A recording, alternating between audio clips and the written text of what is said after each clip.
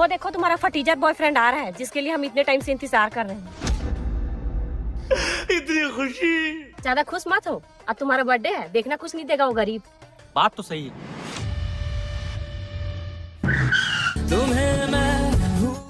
Baby happy birthday. Ten ten, ये तोड़ लिए।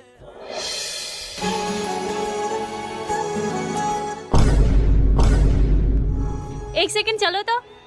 चलो।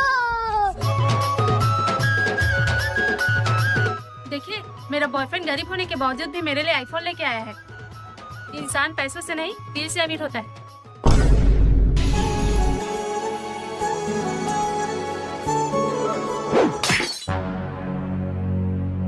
अब मस्त आईफोन चलाऊं।